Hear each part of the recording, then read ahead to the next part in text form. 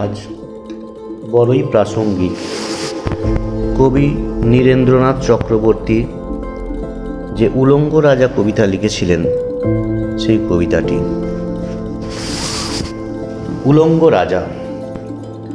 সবাই দেখছে যে রাজা উলঙ্গ, তবু সবাই হাততালি দিচ্ছে, সবাই চেঁচিয়ে বলছে সাবাস সাবাস। কারো মনে সংস্কার, কারো ভয়, কেউ বা নিজের বুদ্ধি অন্য মানুষের কাছে বন্ধক দিয়েছে, কেউ বা পরান্নভোজী, কেউ কৃপা প্রার্থী, উমেদার, প্রবঞ্চক।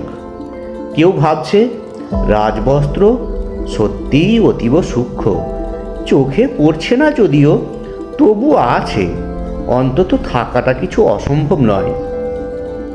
গল্পটা সবাই জানে, কিন্তু সেই গল্পের ভিতরে শুধুই প্রশস্তি বাক্য উচ্চারক কিছু আপাদ মস্তক ভীতু, ফন্দিবাজ অথবা নির্বোধ স্তাবক ছিল না। একটি শিশুও ছিল, সত্যবাদী, সরল, সাহসী একটি শিশু। নেমেছে গল্পের রাজা বাস্তবের প্রকাশ্য রাস্তায়, আবার হাততালি দিয়ে উঠছে মুহুর্মুহু, জমে উঠেছে স্তাবক বৃন্দের ভিড়। কিন্তু সেই শিশুটিকে আমি ভিড়ের ভিতরে আজ কোথাও দেখছি না। শিশুটি কোথায় গেল?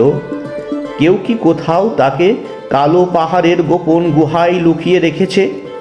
নাকি সে পাথর, ঘাস, মাটি নিয়ে খেলতে খেলতে ঘুমিয়ে পড়েছে কোনো দূর নির্জন নদীর ধারে, কিংবা কোনো প্রান্তরের গাছের ছায়ায়? যাও, তাকে যেমন করেই হোক খুঁজে আনো। সে এসে একবার এই উলঙ্গ রাজার সামনে নির্ভয়ে দাঁড়াক।